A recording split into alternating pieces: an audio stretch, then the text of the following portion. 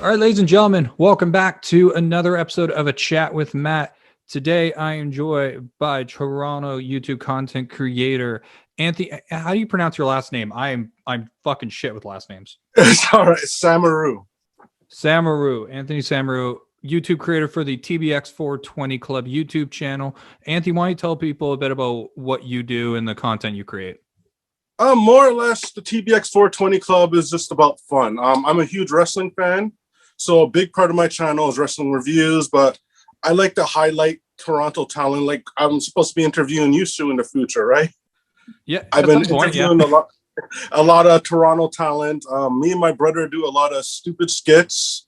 I'm not a foodie, but I'll always be a fat kid for life. So I'm always going to be doing mukbangs and food reviews. I have a burger series.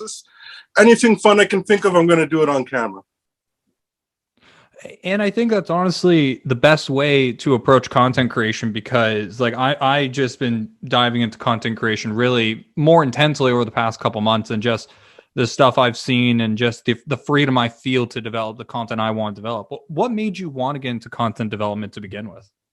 Well, to be perfectly honest, I had gone to college at a later point in life.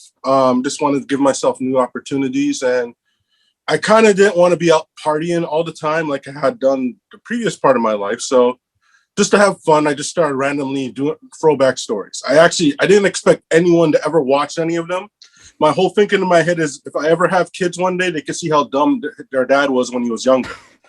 So I just started doing these random stories every week. They weren't even on Thursday. It started on Monday, and then it slowly evolved. Then I got to Thursday. It's like, okay, throwback Thursday.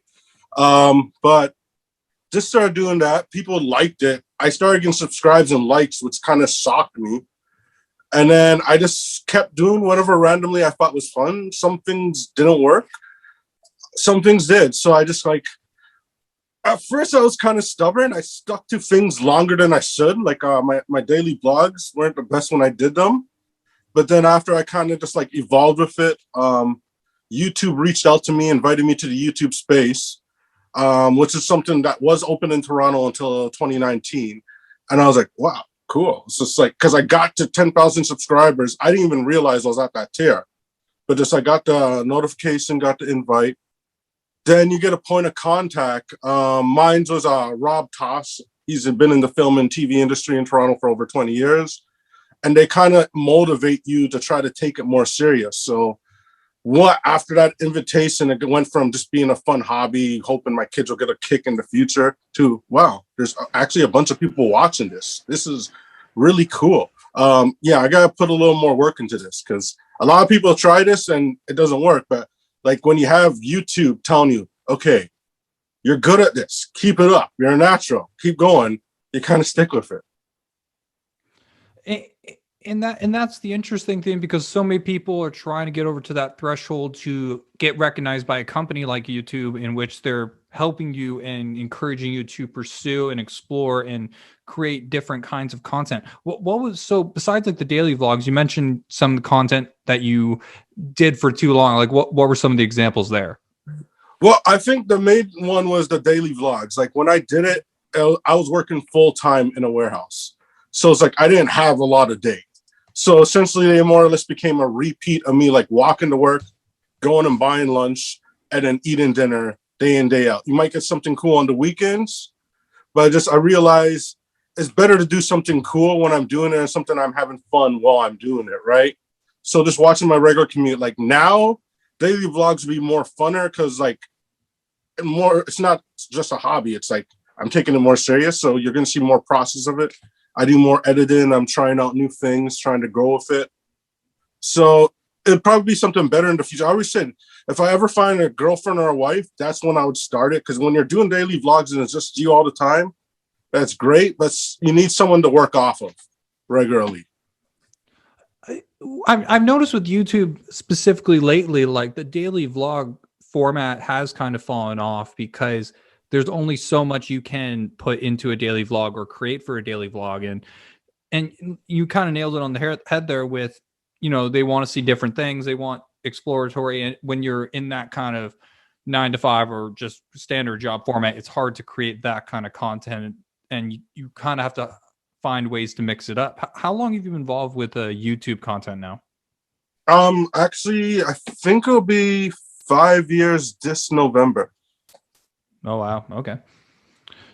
So kind of looking forward a bit, what's been the content that's been exciting you most for developing and continuing growing in the future?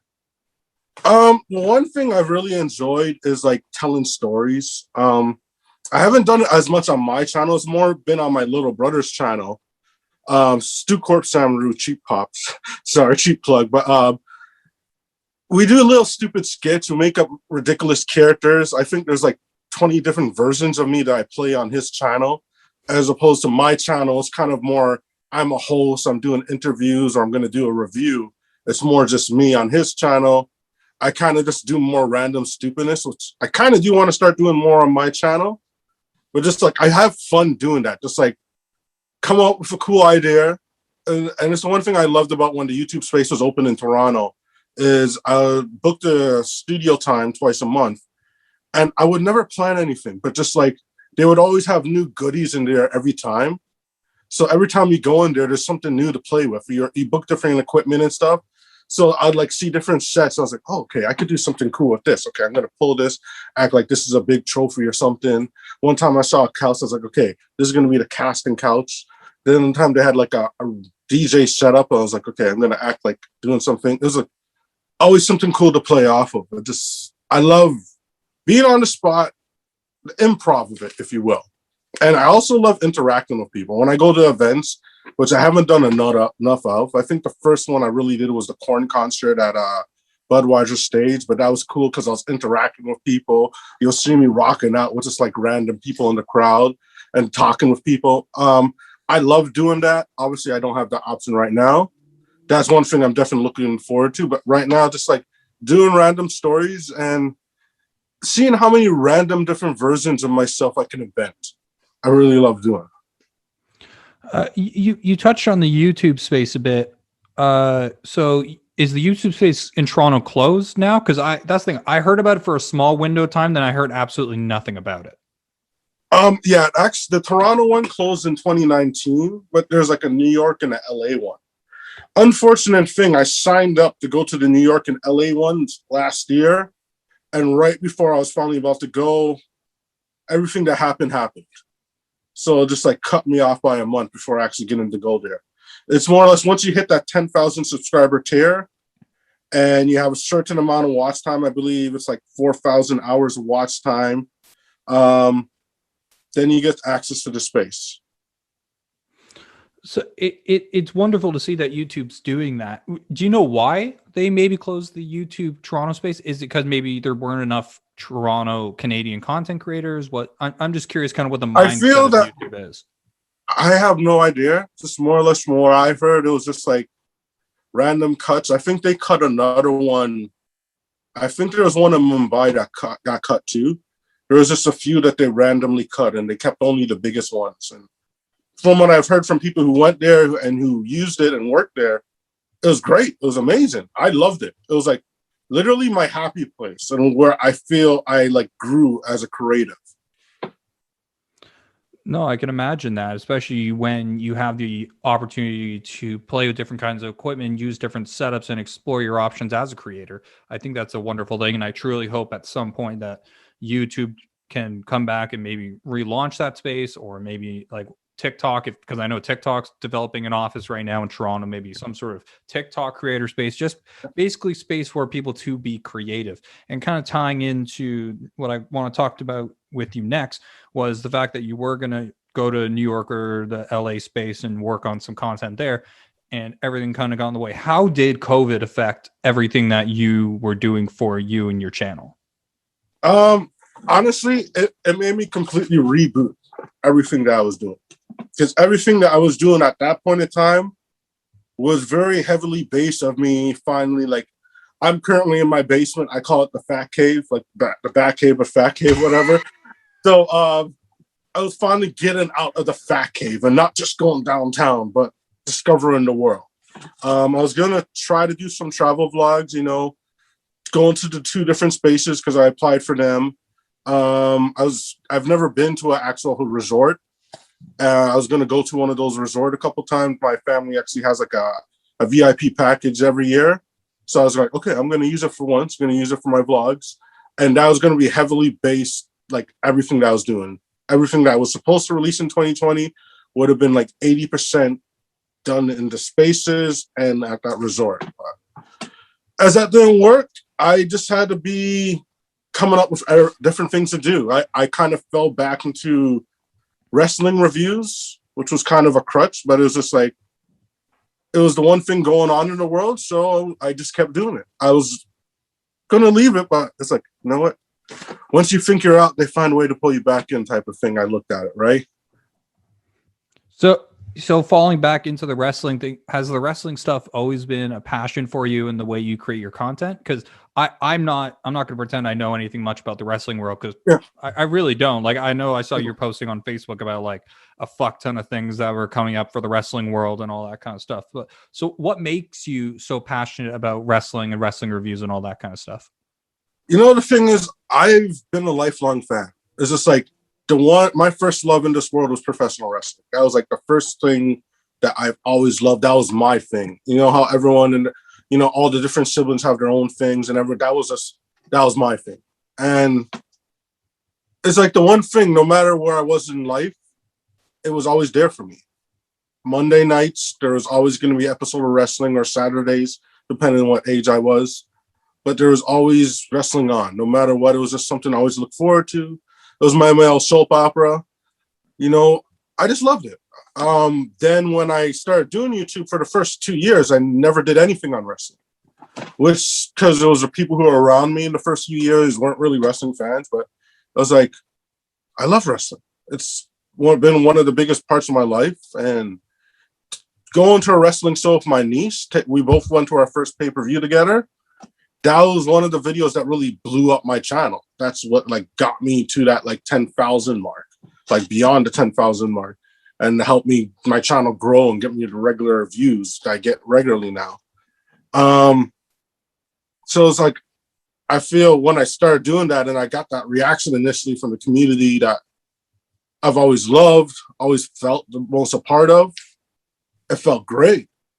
But just I kind of felt that I kind of plateaued, because the wrestling review community is very competitive. There's like people who have a lot of money and who have a whole editing team doing all that stuff. And me just standing in front of my banner doesn't really cut it. And I don't have all of that. So I was just like, okay, I can get to here, but if I do other things, I could probably get all the way up here. So that's why I just started to think outside of the box a bit.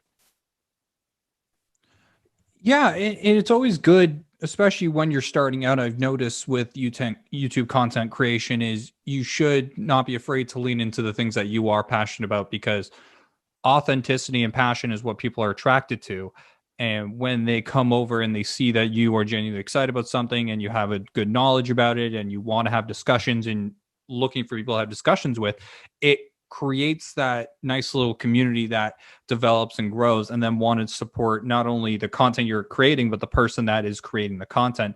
And then when it comes to actually pursuing the bigger projects, doing the travel vlogs, whatever else you're going to work on, it really can carry over into that. And I'm sure your audience was excited to see all the different kinds of content, because I always see you posting about like dating shows or like what is some of the content, if you can talk about it, that you are developing right now?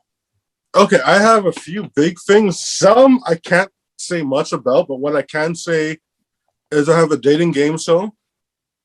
And I actually have about 10 I'm working on, but this dating game show is probably the biggest project I've ever been a part of currently. I started working on it. I started casting for it, and a name in the industry reached out to me. They're actually going to be revealed. Who they are is going to be revealed in about a week, maybe a week and a half on my channel. And they kind of told me the potential with my idea, where it can go and what it could be. And I was like, wow, okay. I did not expect that, but I love that idea, because the opportunities will create for me after that. And they'll like open me up to a much wider audience than I've been to before. I don't want to say too much, because I've already been like told I've said too much already in my stories and my posts. Like some have disappeared. I was like, I kind of feel like the Spider-Man kid, how he always says too much to get spoilers. It's just like I've said a few things I shouldn't have said. But I'm really excited for it. So far, we're in the casting process. We have some amazing people who've applied, which is really great. It's been kind of work because you got to do like a background check on everyone, make sure you're not hiring like any crazy people or whatever. And then there's like something that someone who part of the project calls the crazy test, where you just got to do like an interview and talk to them and make sure they're not crazy. Maybe everything checks out, but you just got to make sure that person. So far, they've all been sane, so that's pretty cool. We're looking to drop that this summer. All I can say is stay tuned. That's going to be really cool. Another thing I'm working on, and this is like a lot, so this is on my brother's channel, like I mentioned. We're doing we had this thing called the Battle of the Brothers, because his character on his channel, he's like a big anime guy, right?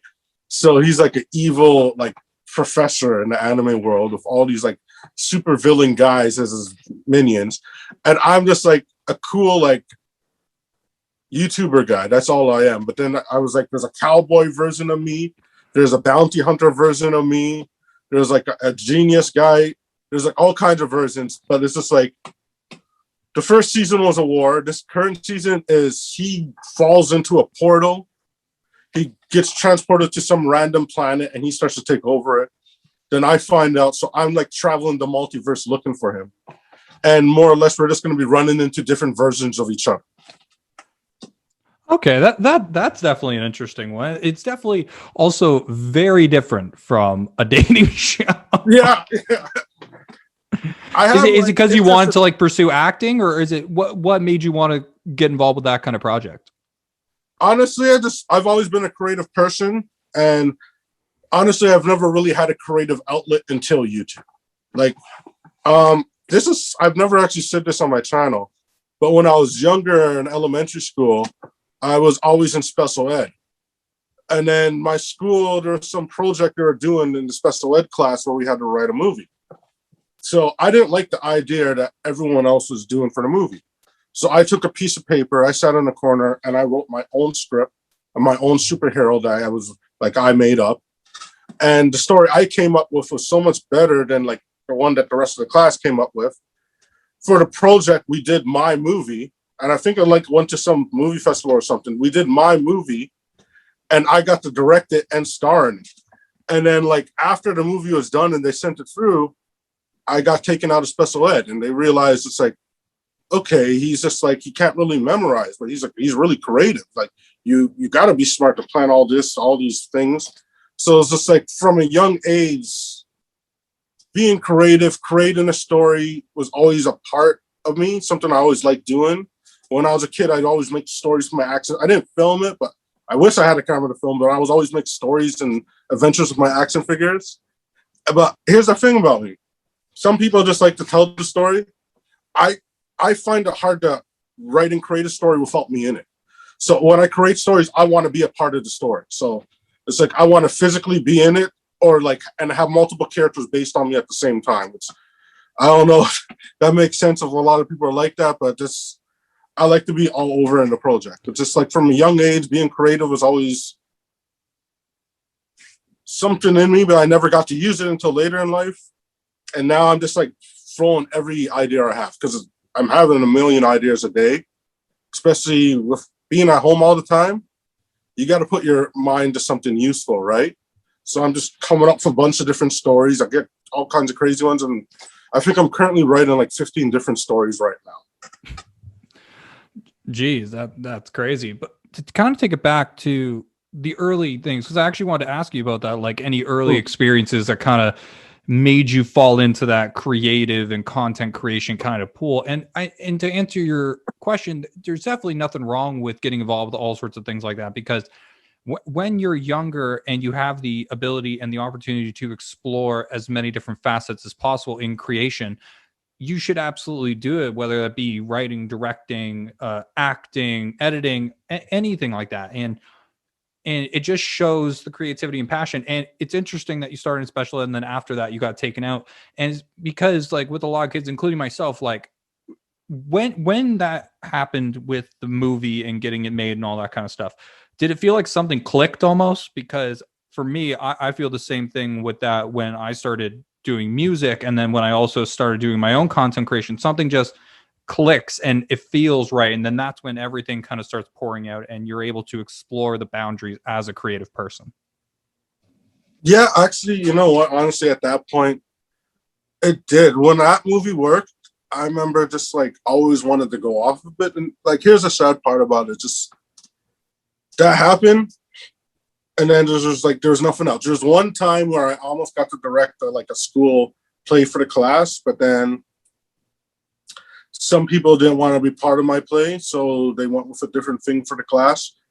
And then I never really had that outlet, really. Like, other than stupid random stuff I do at home with my brother where we play with toys, or it's like the outlet kind of just like died for a long time.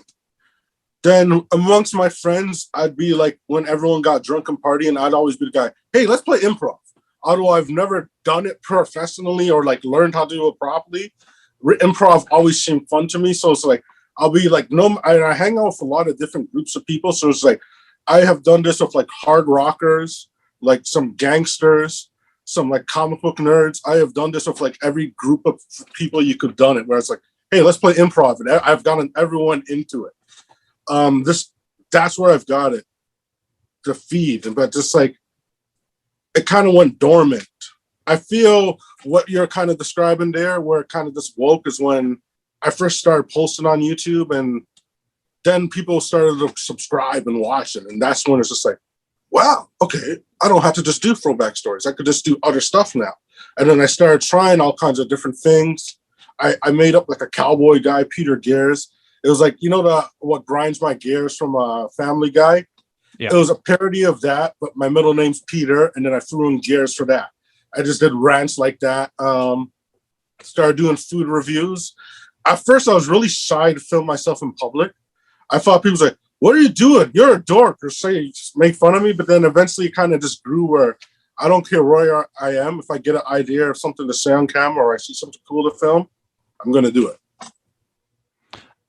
And that's honestly the best attitude to have, because getting over that fear of judgment, or just judgment in general, and actually being comfortable to film something and produce something and just do what you feel is right in that moment, is something that I feel so many content creators, especially now, need to start doing more of. Because with the way everything's going, politically, socially, economically, with the pandemic and everything, it's limiting certain people and getting people stuck in their own heads.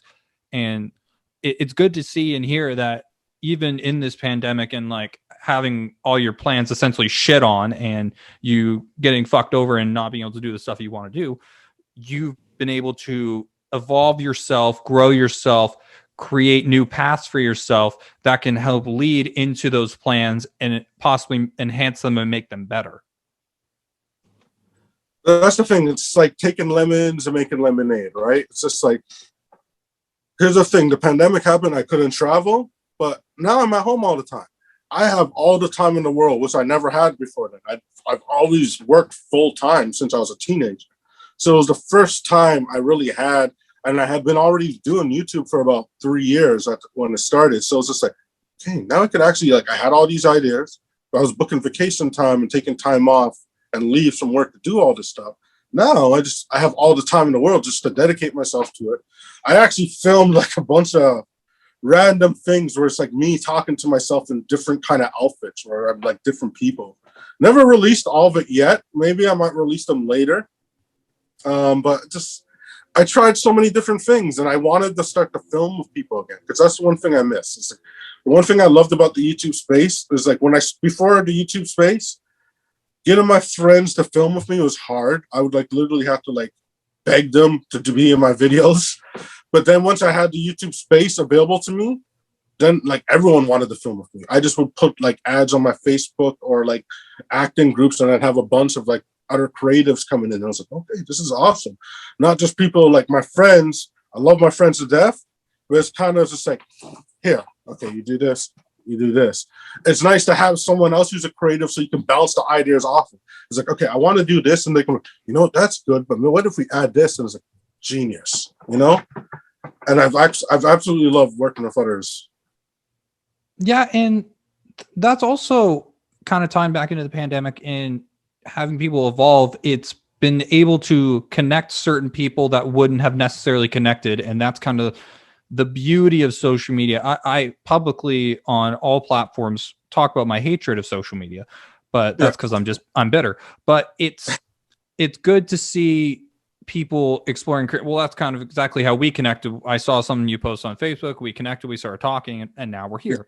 And so it's amazing to see people evolving and creating. What do you think of like the YouTube landscape as of now in terms of content that's being created, whether it's just what's your general thoughts on the landscape?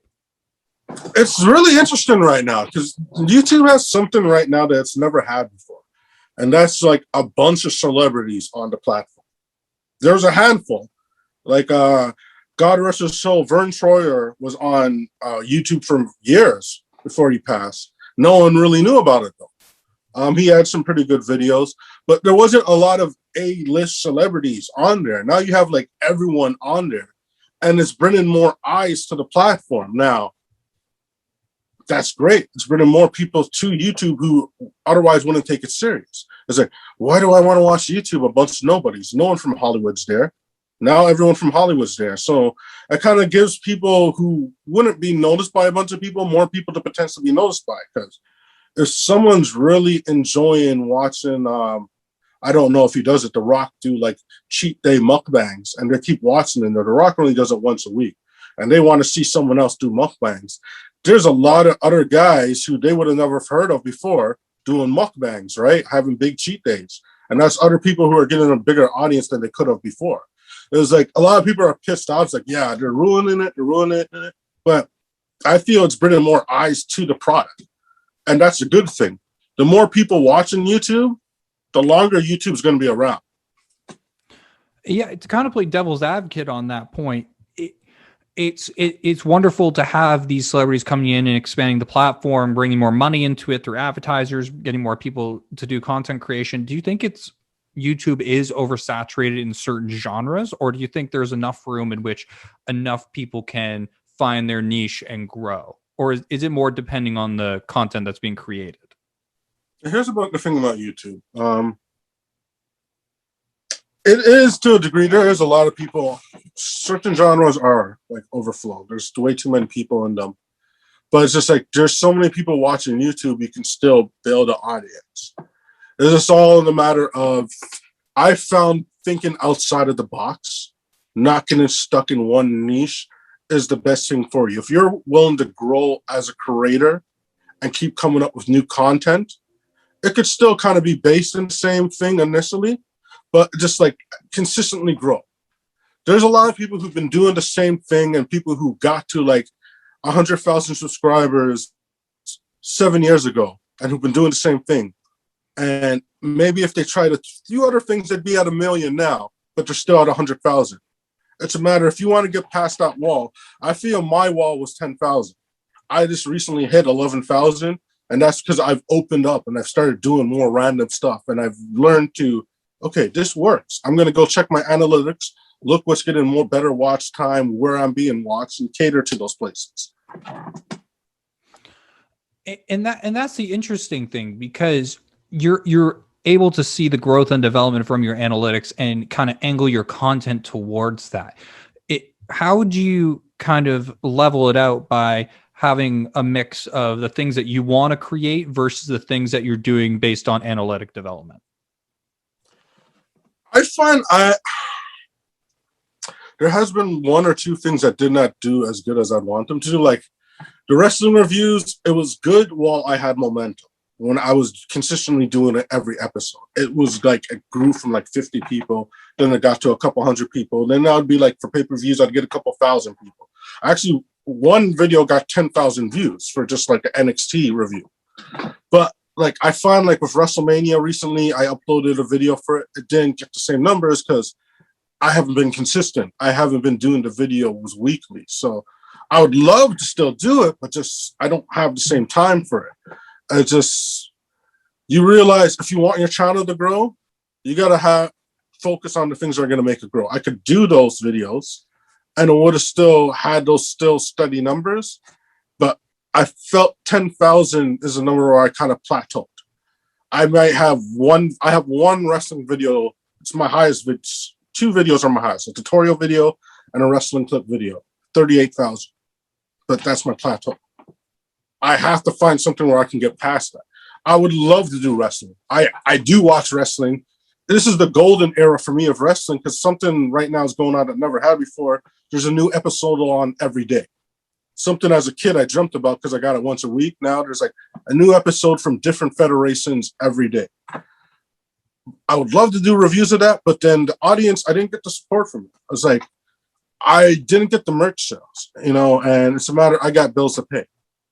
So if a certain type of video is going to make more people buy my shirts, my hats or whatever, it makes more sense to do that. I'd still do those videos, but they just don't do as well as I would want them to.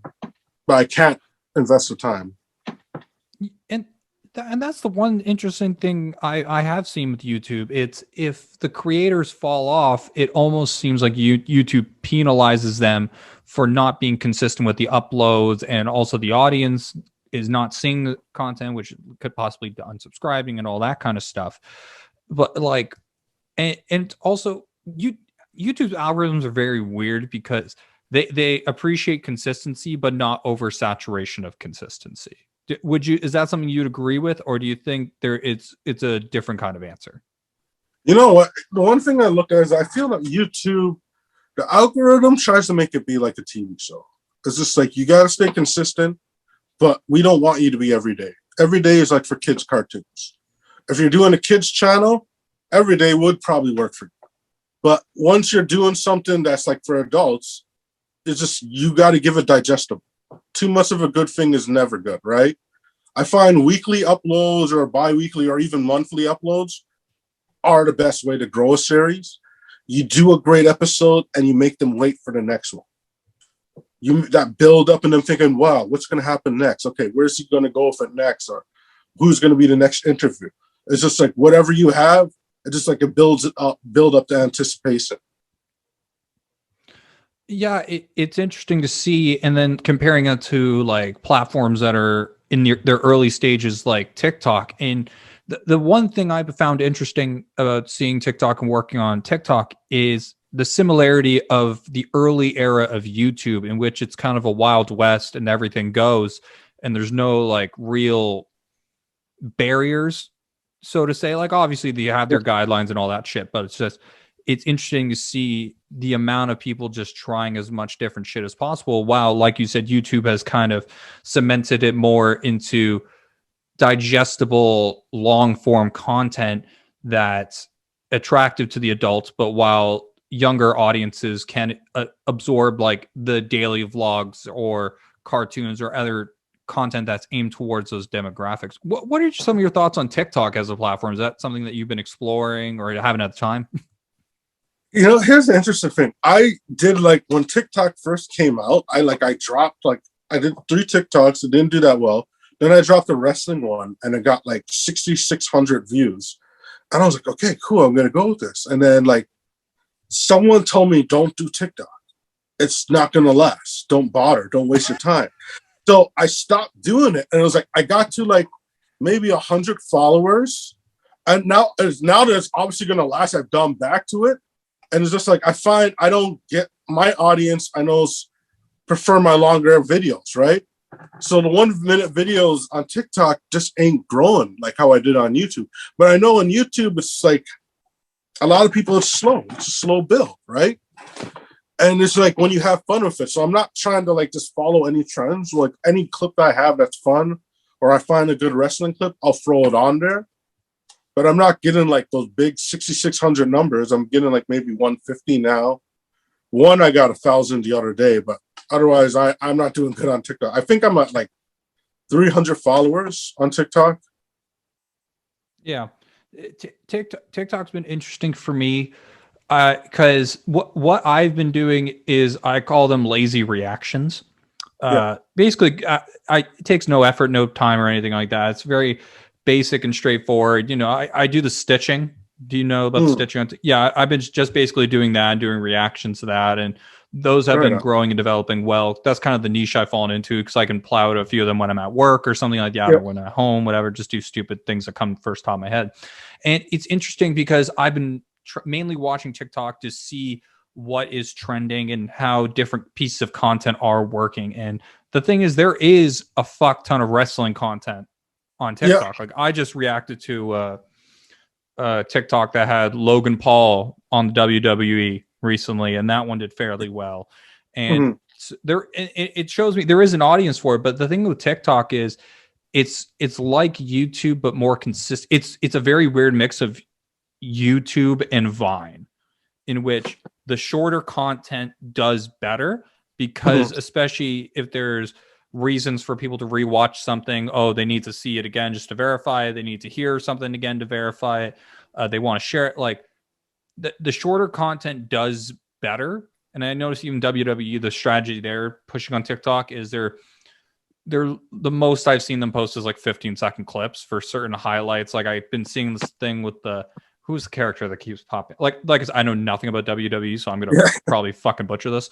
But Alexa Bliss or something like that, and like there is like a very horror movie-esque. The black blood dripping. I've been seeing that stuff pop up a lot recently. I guess they've been pursuing horror elements, which hey, do what you gotta do.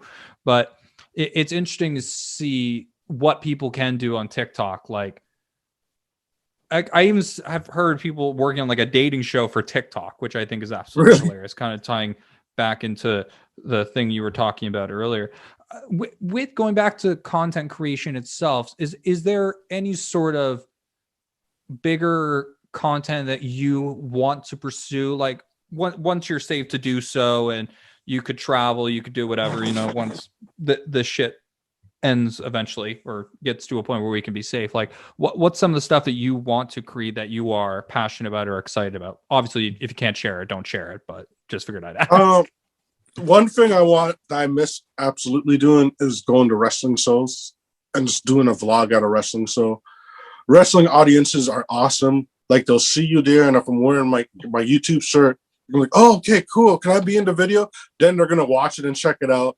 I find out with music concerts too. I'm really looking forward to doing concerts because like there's a bunch of people who subscribed when I did the Korn video. Like one guy's like, hey, I was standing behind you. Glad to see you had such a good time. I was like, okay, awesome. Just going out to places, comic conventions. I'm totally anything where I could wear a costume because I'm a big comic book nerd. I feel like my creative side growth is mainly due to the fact that as a kid, I loved wrestling and comic books and video games, like the most outlandish things in the world. That's where my mind was. I don't have like a lot of reality-based like genres I was a fan of. I was always like into out there stuff. Last Halloween, I wanted to do it badly. And I had a studio, I had it cast. I still have it cast. I wanted to do a horror movie. I was going to start off a B horror movie just to give myself some practice. I eventually want to evolve to do an action movie. I really want to do an action movie, and I've been developing my own superhero. I would love to do one day.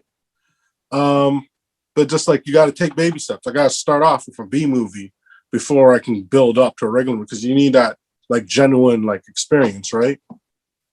Is that something you want to pursue, getting more into the like feature film kind of development, doing something in horror, doing something with superhero like long term? Or do you kind of have a landscape of what you want to do long term with the channel, or is it still kind of still exploring the options? To be perfectly honest, I just want to do things that are fun to me. Like I kind of felt I had the charisma and charm when I was younger. If I wanted to pursue acting, I could have, but just like it's a very toxic environment. I used to have like issues with depression when I was younger. So I avoided that environment. But now with like the way the entertainment industry is now, you could create your own like brand on open platforms and get yourself noticed that way. And then in that sense, it gives you more creative control. People are approaching you to do projects. People are like, okay, what ideas? I'd love to work with you. What ideas do you want to do? Where I have pull and I have control. I don't have to worry with like shady people screwing me over or anything. And I found I've been fortunate and blessed that like everyone who's contacted me has been like good people. The people I'm working with are good people. I think the one thing that I like, my biggest fantasy is to have my own wrestling federation. Like to like legit, like I want to have like my own like studio, something similar to the YouTube space. Let other creators come and develop themselves, have the same type of things where they get the development, have the same programs, but have like an arena in there and film taped wrestling shows for my own brand on the channel. Like legit book real talent, real storylines, have a belt. Well, I got a couple belts, get some like custom belts for it. That's my ultimate dream. Do enough good on other projects, make enough money on other things that I could fund building my wrestling federation. Like I'm gonna do everything now that makes sense financially, but when I get to the point I want to, I'm starting my own wrestling federation and trying to help build the Toronto wrestling scene. How's the Toronto wrestling scene now? Is it more low key, or is it like? It's the Canadian scene is like essentially right now. The Canadian scene is like one, if you will. There's East Coast and there's West Coast. Calgary is like, you could say, has always been like the hometown of wrestling because of the Hart family lineage out there. Toronto's had a solid scene. Since I was even in high school, there's a federation called Apocalypse Wrestling Federation. There's a few under Smash Wrestling. There's a few good ones here. Like Matt Riddle, who's in the WWE. I saw him for the first time at, I think it was a Smash show, at a Toronto show doing a 420 party. And it was like, he was like throwing out joints. And it's like, I remember I didn't have any that night. And it was like, I just walk up and this guy just throws a joint at me. He's like, yo, I'm going to be your fan forever. So now when he's on WWE, I'm like, bro, like whatever everyone's chanting for him, I'm going crazy for him. It's like, it's kind of cool because there's a lot of guys I've seen, like in the new AEW, there's a lot of guys I've seen in indie shows that are now in the big leagues. It's kind of cool. You saw where they came from. There's these guys called the Dark Order.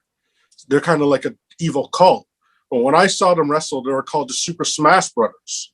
And it's like Uno 1 and Uno 2. They look like Mario and Luigi. Now they're like evil cult. It's kind of cool to see how like people have evolved in it. That's so fascinating because that's honestly a world I know nothing about. I worked for a venue that, I work for the company that still runs the venue, but we hosted a wrestling show once. And I forget what the company was called in the venue. It was about 600 cap. They brought in their own ring and all that kind of stuff. And yeah. I was mesmerized by it because I've never actually been to a wrestling show, like ever. And I got to go with you one time because it sounds like you know where all the good ones are. Oh, yeah. I've always wanted to figure out that world and understand because I don't know what it was. Just I never got into it. Yeah, I don't know. I'm a weird person. No, well, here's the funny thing. Growing up, I had no friends that liked wrestling. It was just like I've always been a lone wrestling fan. And it was like my 17th birthday, I think. My dad got me tickets to a house show in the Sky Dome. My older brother took me, and it was just like, these are my people. It was just like to finally have that moment. It's like everyone I know, my dad used to be a fan. My older brother and sister used to be a fans, but now they all make fun of it because it's like, oh, wrestling's fake now. It's not like in the 80s when it used to be real. I don't know if it ever was, but it was cool being part of that. And, you know, the thing about wrestling shows is like every time, when they start back, I'll let you know. We'll go for sure. Everyone that I brought has not been a wrestling fan. Almost every scenario, I brought someone, they weren't a wrestling fan, but they have gotten into it. My niece, she isn't a big fan. She got into it. My little brother, who actually, like, he hates wrestling to a degree because of having to watch it so much in my life. There's this character called Moose. When he came out, he got up and they do this thing, Moose. My brother jumped up, he started chanting. He was like, Moose, Moose, all in it. He was like, what? This is the greatest thing I've ever seen in my life. It's a true experience. Even from the small shows, that's its own experience because it's more intimate. You're more part of the shows. The smaller shows, they usually do a meet and greet. So there's a high chance that either you go early, you'll get an autograph, or if you stick around after, you'll see them like drinking by the bar and can go talk to the wrestlers. WWE's, that's like, that's the biggest spectacle that there is. I think AEW is on the same level. It's just you go there and it's an experience. Even if you're in the cheap seats or if you're on the floor, it's just an experience being there. That's crowd. When you hear it, oh my God. Even if you're not part of it, like when my older brother took me, he wasn't a fan. He just did it because my dad made him. But he was jumping up and chanting too. That's honestly amazing. I'm always partial to those live experiences, especially now because I've a bit of background on me. I worked in the music industry for about 6-7 years now, approaching 8. And when the pandemic hit, I was at a point where like I lost my love to going for live shows because it always ended up turning into a work thing for me or a business thing. And I just got jaded by it and I hate it. And then when the pandemic hit, I've never missed live experiences more than I have now. And I will not take that shit for granted ever again. And I want to go to like live shows and live experiences like that. And I've always wanted to go to a wrestling show because the energy I've seen from the crowd, it seems very unique. Like it's a very family oriented culture. Like everyone's there for the same reason kind of thing. Is that kind of in the ballpark? Yeah. It's just like when you go to a comic convention, it's like even rock concerts. I found like my first concert I ever went to was a Kitty concert. And I just remember going there and I didn't know how everyone's going to react to me just walking in, dude, with a fro or whatever. But just like, I found that was like one awesome experience. Everyone just embraced me because I actually knew the band. I knew the songs. I jumped in the mosh pit. I accidentally broke some dude's nose, which I completely felt bad for, but it was just like, I was one of them. It was just like, people was like, yeah, blah, blah, blah. It was awesome. And it's just like how it is with wrestling. It's like, even if you're not familiar with the scene, they open the arms to you. So just come in, have fun. Everyone's there to enjoy themselves. It's no BS, no dramas. Everyone's there to enjoy the show. And the thing with wrestling is just like a music concert. You become part of the show. Because you know they're going to reach out, they're going to say something to the crowd, get you to yell something to the crowd at a wrong concert. Wrestling is just the same way. The crowd gets involved. They're part of the show. That's honestly fantastic. I'm glad to hear that. And I'm sure the wrestling fans are excited to be able to go to shows. I know WrestleMania was in Florida. Yeah. And Tampa. Yeah. Yeah. Oh, I saw they had the full arena, and hopefully that's not going to spike any cases, but it looked like a fun time. Kind of last thing I want to talk about. You mentioned comic books. I'm curious. What comics are you a fan? I see a Superman jacket. Okay. I'm a huge Superman fanboy. First off, like I'm a big DC guy. Superman, Batman, Wonder Woman, Holy Trinity. I love them. Marvel, I do love too. Deadpool and Wolverine are my guys. I like the more obscure ones when I was younger. There's a comic called Gen 13. That was like from a smaller group. There's a comic called Wildcats. I think they had a cartoon. I used to read that. I read some of the Spawn stuff. There's a character called Icon. And it was like a 4,000-year-old alien, and then he teams up with this young teenage American girl. Oh man, I used to read a lot when I was younger, but then as I got older, I kind of fell out of that. Like I kind of like after high school, I kind of fell in with a bad crowd. So I kind of like left all my love for a few years, but then there's a story called Marvel Zombies. And I've always loved zombie movies from when I was a kid. So when I heard there's like a Marvel Universe zombie story, I was like, I don't care. I gotta read that. So I started reading the graphic novels of that, and that just like kind of reignited me and brought me back into it because there's been so many stories. There've been the 2 Civil War stories. There's been a bunch. DC has like rebooted. They had their own zombie thing, The Blackest Night. There's been a lot of cool stories. I got to get your opinion on the DC movies because it's a very divisive topic depending on who you ask. And obviously, Snyder's cut of Justice League has come out. I haven't watched it yet because I'm debating whether I can invest 4 hours of my life into something. But like, yeah, what are your some thoughts on the DC movies? Because like I know Suicide Squad got shit on massively. Batman vs Superman got shit on massively. Snyder Cut was favored. Like, what are some of your thoughts on like just how they've done the movie franchises? Here's the thing, and a lot of people, there's been a lot of things about like the Snyder verse. Like everyone complained about Ben Affleck. Here's the thing, Ben Affleck technically is the perfect Batman, and a lot of people might get mad at me for that. Out of anyone who's played Batman, he's the most physically imposing Batman that there's ever been. And in the comics, Batman and Superman are both about the same size. They're both huge and jacked. So him and Henry Cavill are like the two perfect Batman and Superman counterparts. And everyone was like, oh, Ben Affleck, he just plays like how does Bruce Wayne look? Rich, pretty boy anyways, right?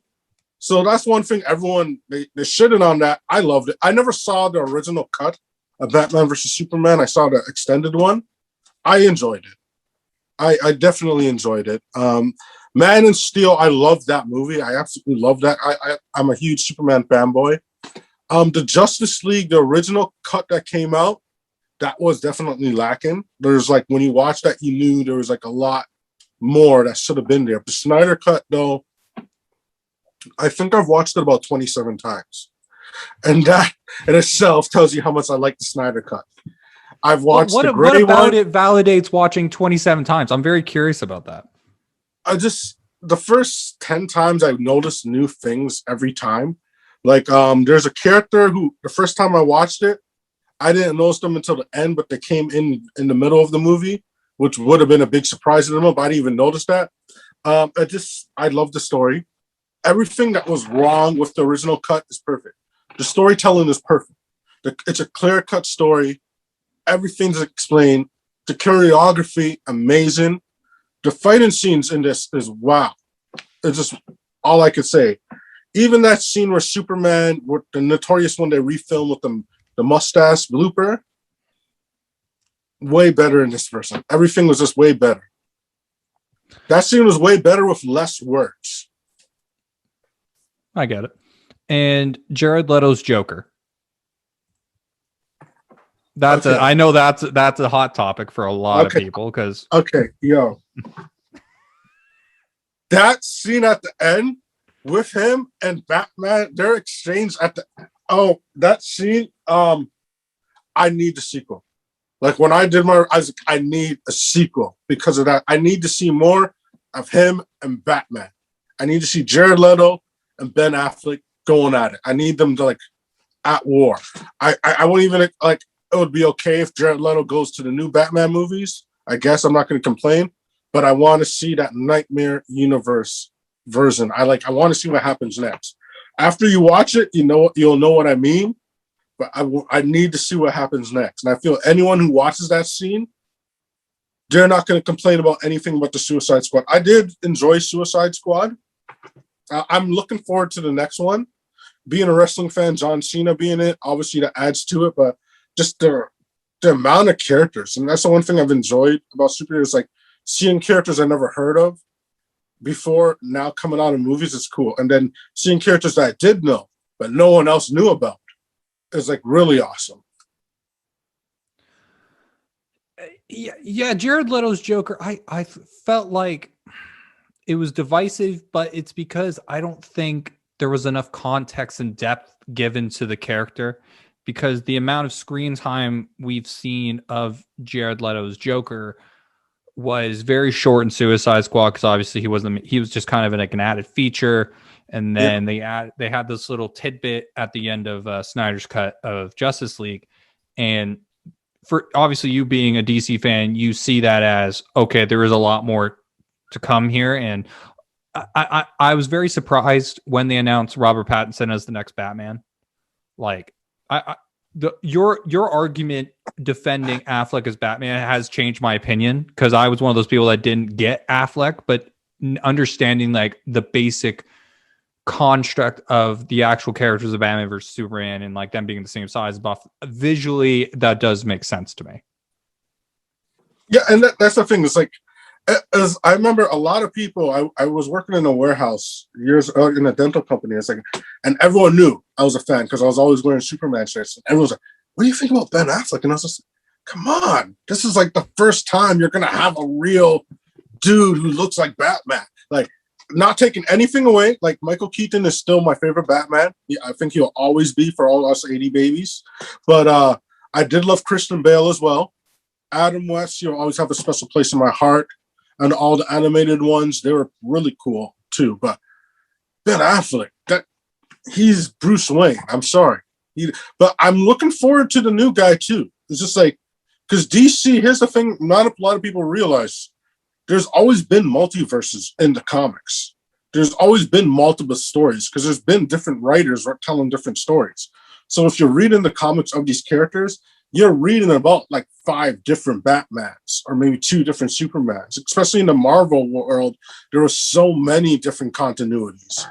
So it's just like you're used to reading. Now they kind of like fixed it up, the new 52 thing that they did where they combined everything to one world. But seeing that in the movies would be cool. Seeing different versions of each character, that would be cool. Well, and kind of tying it back to Marvel, Marvel's now starting to explore that concept with the multiverse. The new Doctor Strange movie that's coming out, the rumors of the Spider-Verse actually coming into play, and bringing back Tobey Maguire, which will always be the best Spider-Man in my personal opinion. He had to look. He looked like the cartoon Spider-Man. What do you think about Tom Holland as a Spider-Man? Here's the thing. I've loved all 3 Spider-Mans. They've all had different things. Like, okay, Toby, he had to look. Garfield, he had that banter. He was talking the smack that like Toby didn't talk. And then Tom Holland, he's a kid. And like Spider-Man, when you first read Spider-Man, you're a kid. And he saw Spider-Man, like, hey, that could be, it's cool that kids today are now watching it and they're like, hey, yeah, that could be me. Although he's not like 16, but he looks like it. They all have a good feel. It's definitely interesting, and I'm also just very excited about the Into the Spider-Verse animated sequel. That's going to be some next level shit. That is. Yes. So, Anthony, I'm going to wrap this up with you because I've had you for a bit, and I'm sure you have a lot to do. So, what's next for you in the channel, and what you're going to be working on? Next up, I have the big announcement coming up next week of who's going to be the big name working with me on this project, on the big dating game show, which essentially what it's going to be is the most inclusive dating game show in the world, but it's going to be socially distanced. It's going to be online, but it's going to be all about building a spark, kind of a reboot of the dating game from the 80s, if you will. And then a bunch of random like versions of me on my brother's channel. Maybe a few will pop up on my channel. Anthony, this has been great, man. It's been great getting to know you, chatting with you. I hope you had some sort of enjoyment from this. Where can people find you and what you do? Oh, I love that. I can't wait to interview you because this was actually an awesome interview. They could find me on everything, YouTube, TBX420 Club, Twitter, Instagram, TikTok. I'm literally on everything, TBX420 Club or just TBX420. Search for me. Heck, I might even be on Pornhub. I don't know. I'm everywhere. Oh, that's great. All right. All of Anthony's stuff is going to be in the description down below if you're watching this on YouTube, as well as on Spotify, Apple Podcasts, wherever you're listening to this. Thank you guys so much for watching. I'll be back next week with a couple banger episodes. Things are going to get wild on the podcast again. And once it's safe to do so, it'll be a lot more in-person shoots and a lot of upcoming YouTube content and TikTok content that I'm developing right now. So, and also quick thank you guys for 10K. I said this on TikTok, but yes, thank you for 10,000 followers on TikTok. It's sick. And I can't wait to keep congratulations, dude. Thank you, Ami. All right, guys, we'll take it easy. See you next week. Peace.